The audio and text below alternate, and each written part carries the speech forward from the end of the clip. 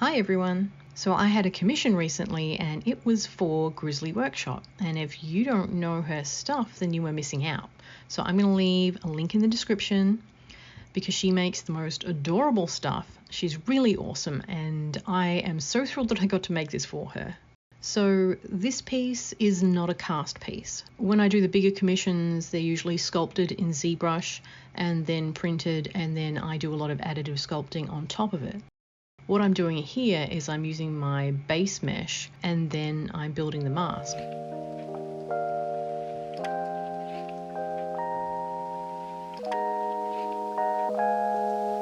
So right now I'm just getting the basic mask shape done, and I'm adding where I want the ear support to be and where I want the small stump support. So there's no detail going on because I'm going to do all of the detail in clay.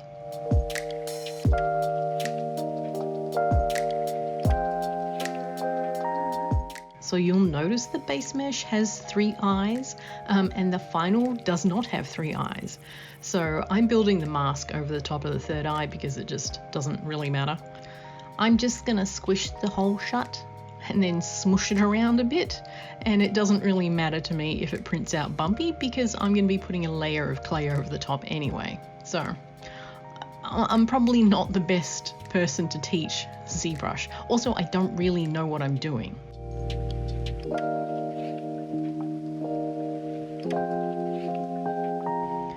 So this is after she's been printed, and you can see on the reverse side where all the support structures have been. I don't print my work out myself, I send it out to this absolutely amazing printer. I will pop a link in the description below, and she prints everything out for me and sends it back.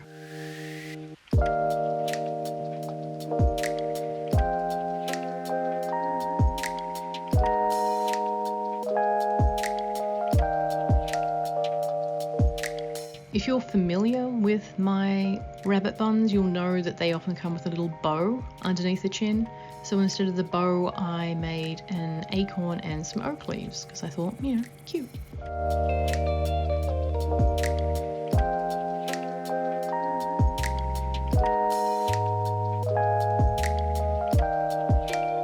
So for the clay portion, I use Epoxy Sculpt. It's a 2-part epoxy. So you mix part A with part B and that activates the clay. It's an air drying clay, so you have several hours to work with it before it's going to go completely solid.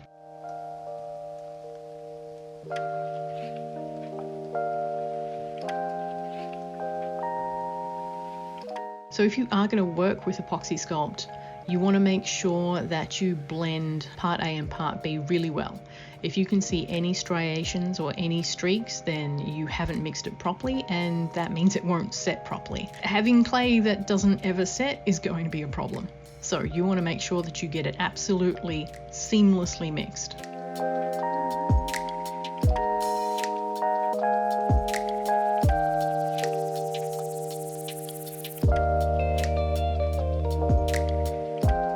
So what I'm doing here is I'm just adding a very, very thin layer of clay to the mask because I want to be able to add some texture to the mask because I'm going to make it look like wood. So the first thing I need to do is just get that base clay on, and then while it's still malleable, I want to be adding in the texture.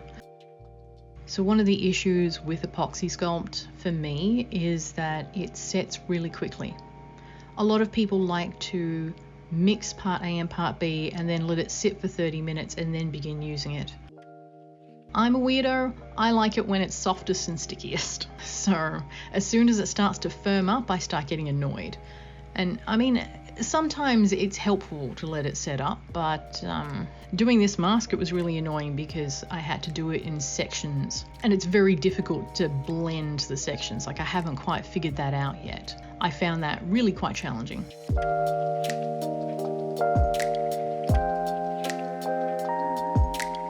So once I get that layer of clay down, I'm then using a dental tool to add the bark texture. By the way, you can buy a pack of dental tools on eBay for pretty cheap. You can probably get them on Amazon as well. I bought these years ago off eBay, so.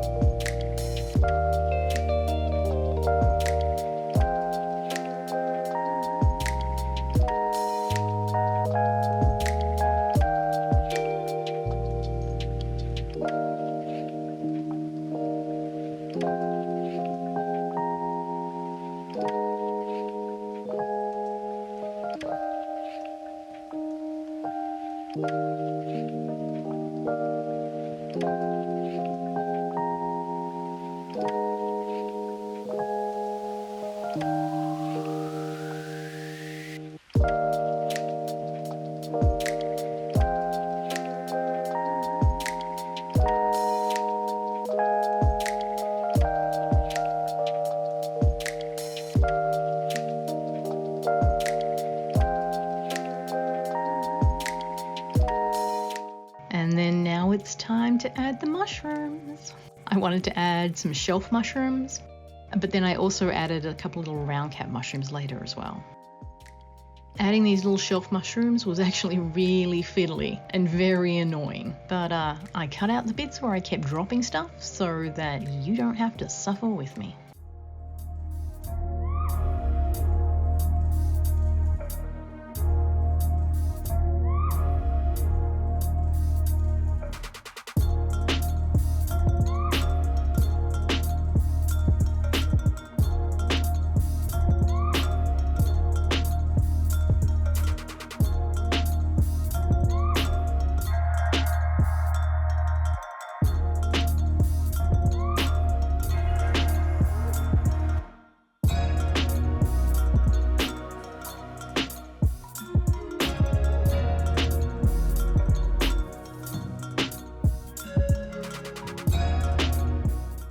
Now I'm going to add the top of the stump in, just the same process as the mask, just filling in a small thin layer of clay that I will add the texture into.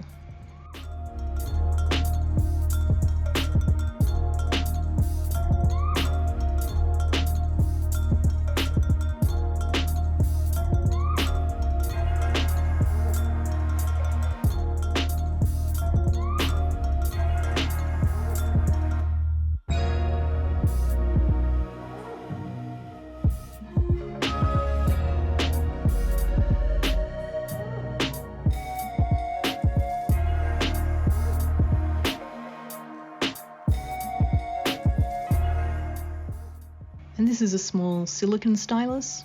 You can buy these in packs. They're designed for clay work.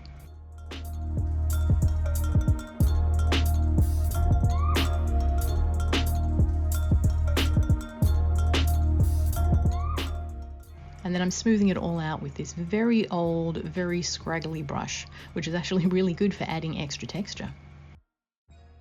And now it's time for the cute little round mushrooms. So these mushrooms I make in several stages. I make the caps first and let those dry. And then I make the stalks and let those dry. And then I add the filler in, which is what I'm doing right now. And then once I've got that in and I've put all the little frills onto the bottom of the mushroom, I then add the stalk.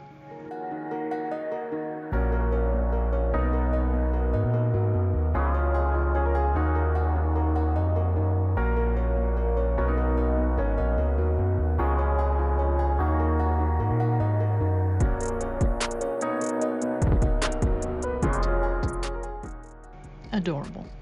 Mushrooms are my favorite thing. And we're just going to embed them with a little bit of tree moss, or what will eventually become tree moss.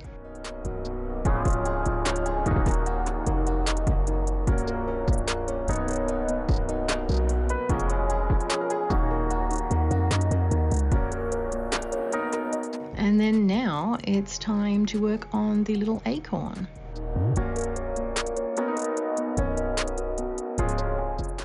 So again, this is just a very smooth sort of support structure.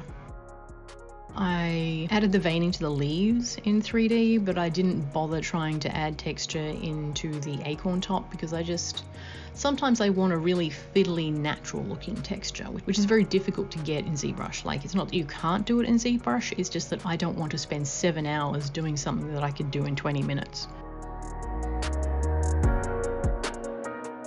And I didn't have a tool to make the texture I wanted, so I just went ahead and made something that would give me the texture I wanted.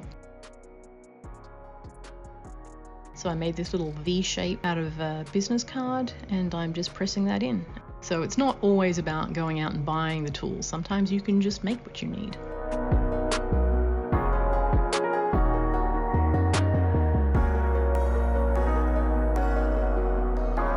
So the thing I like about putting a layer of clay on and adding the texture by hand is that it creates a very organic and natural feel. And it's the errors and the mistakes and the inconsistency and the lack of symmetry that I think really gives a piece that extra appearance of detail. And now it's time for the butterflies. So I decided to add some monarch butterflies because I thought they'd contrast nicely with the green and the woodsy area, but then also go quite nicely with the mushrooms. So I have a small mold for butterfly wings, and I cast those wings usually in a UV resin because it sets up fast and it's good for small pieces. And then I just connect the wings together using some epoxy sculpt clay. And once that finishes drying, I then base it in white, and then we paint.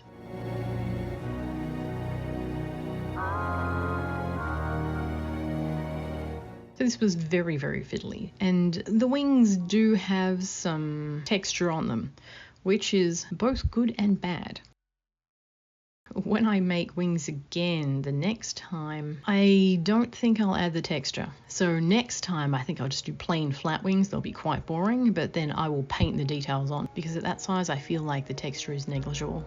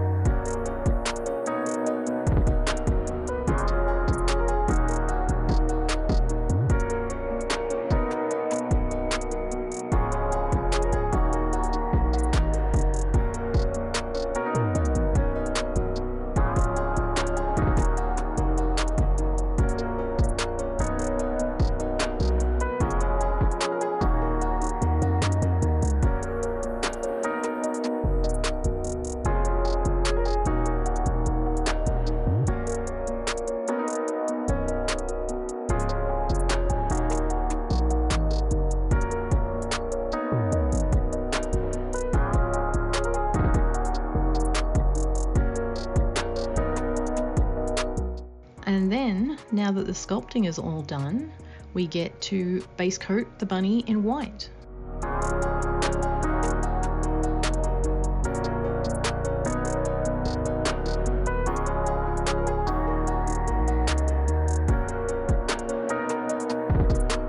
So the first thing I do is mix up a skin tone that I want to use and then airbrush that on.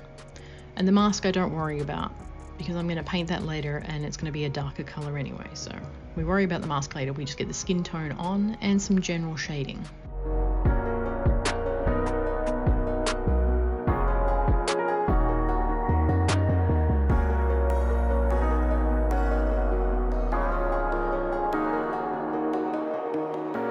And then after that, I cover up all the skin and we just leave the mask.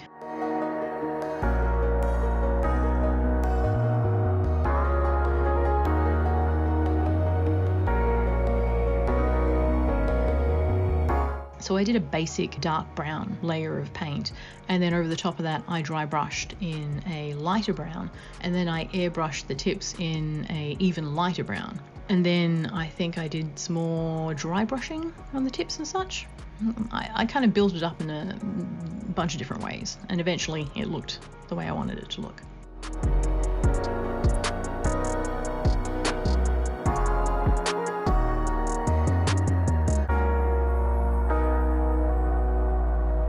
And then it's mushroom painting time. So my little round mushrooms, I decided to make them little amanitas. Is it Amanita muscaria? Fly agaric?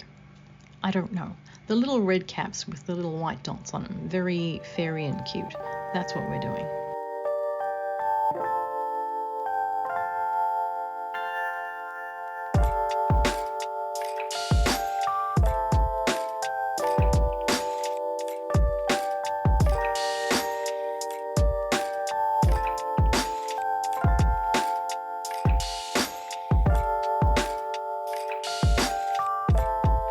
The shelf mushrooms I did in a nice natural russet brown. And you will notice that the footage kind of leaps around a little bit here because It's just how it happened. There was some repainting happening, so I painted things, didn't like them, undid it, painted them again, filmed it all in different ways on different days, and this is just how it got edited together. Because I repainted things, there was no footage that was not going to have one thing painted and then unpainted, then painted again. So kind of just is what it is.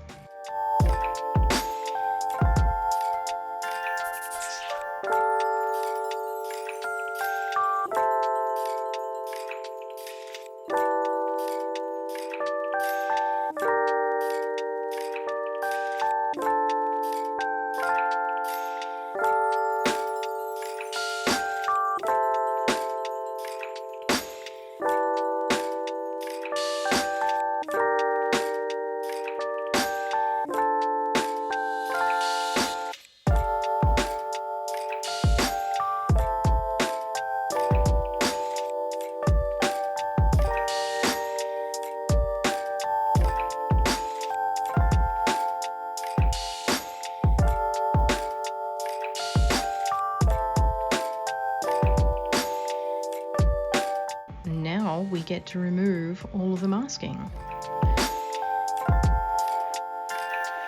So this stuff that I'm peeling off is just poster tack, or blue tack if you're from Australia. And it's just that sticky stuff you use to stick up posters on your wall. So I like it because I can push it into all the little nooks and crannies.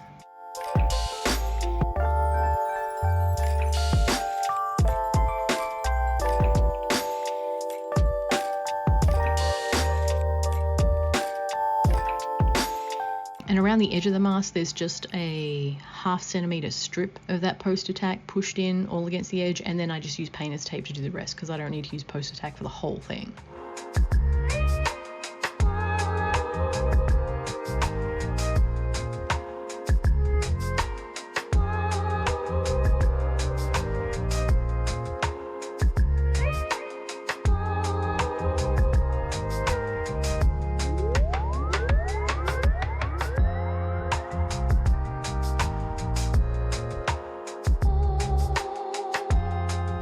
And now we're back to doing the little acorn. So I don't really have much to say about this. It was a pretty simple paint. I really enjoy textures because the dry brushing always comes out looking so nice. So I thought this was very cute.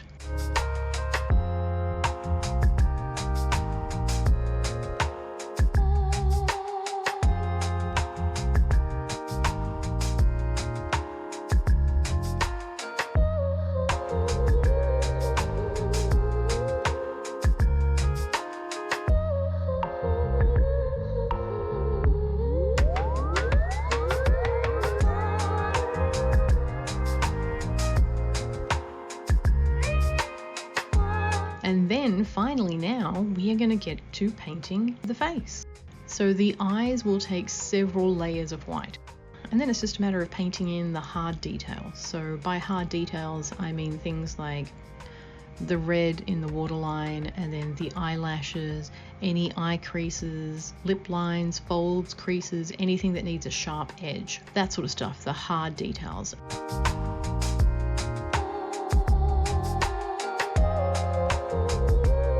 And then after I've got all of the sharp edges down, then I'll go in with the translucent pastel and add shading and depth.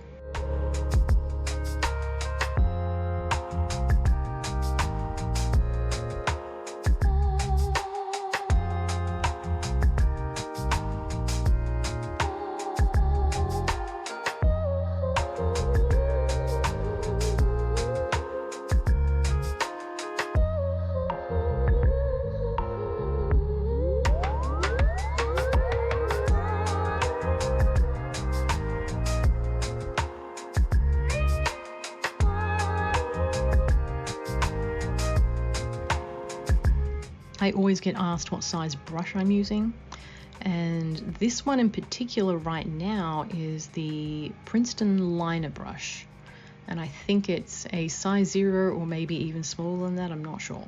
But the important thing is that it is a detail brush and that it's a liner brush. So if you're shopping around for a brush that's similar, the words you're going to want to focus on is liner. That's the important part. And then you just want to choose a size that's really, really small.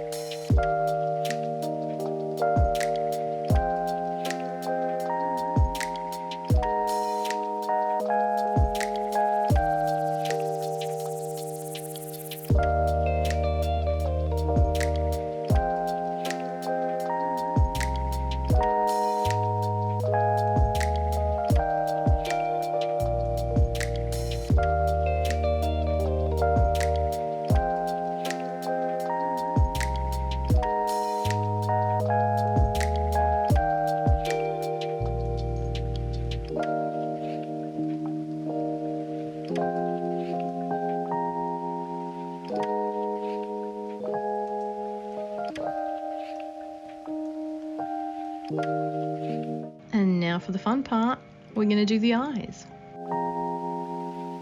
I'm doing a nice forest green for the eyes.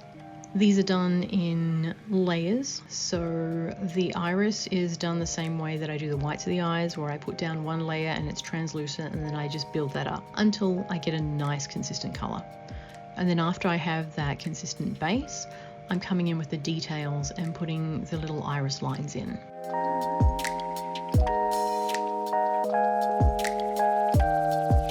So I add these iris lines in white, but then after it dries, I will actually come in with either some pastel or a watered down paint and just glaze some color on top so that it's not just white.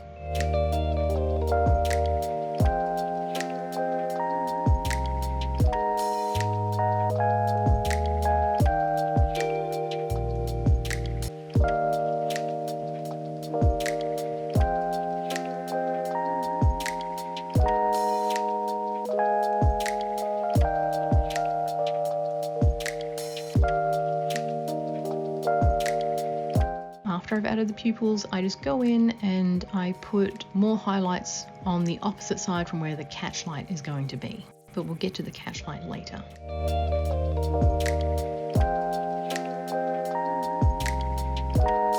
But now it's time for blushing and shading. So this is just where I use soft chalk pastels to build up the colour. I do this in several layers.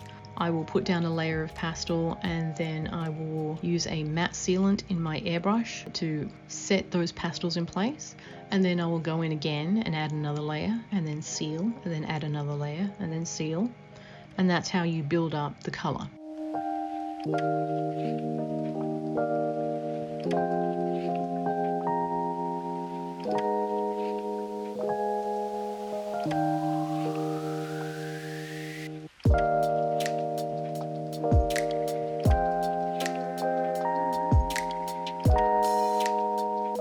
And then once I've done with all the pastels, I then go in again with my tiny paintbrush and add in the little extra details.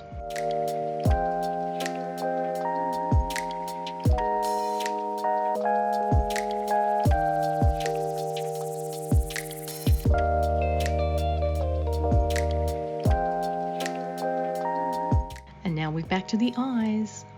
And here I'm going to add the catch lights, which is my most favorite part.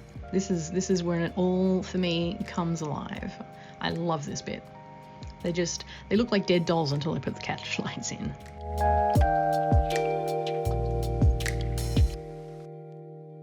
So these catch lights are on the opposite side of where I stacked the highlights in the iris.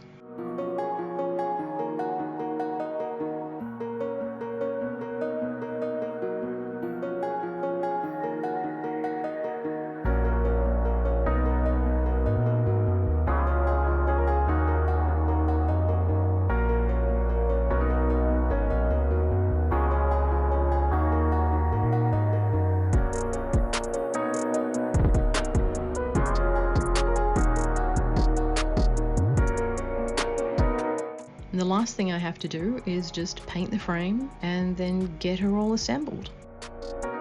I went with a nice dark forest green for the frame. It dyes a much darker green than in this footage, but it's really nice green color where it almost looks black, but they're not quite. So it's a very vintage looking green. And then I dry brushed all of the filigree and details in a bright gold. This frame came out looking really nice actually. And then that's it. We assemble her and then it's all done.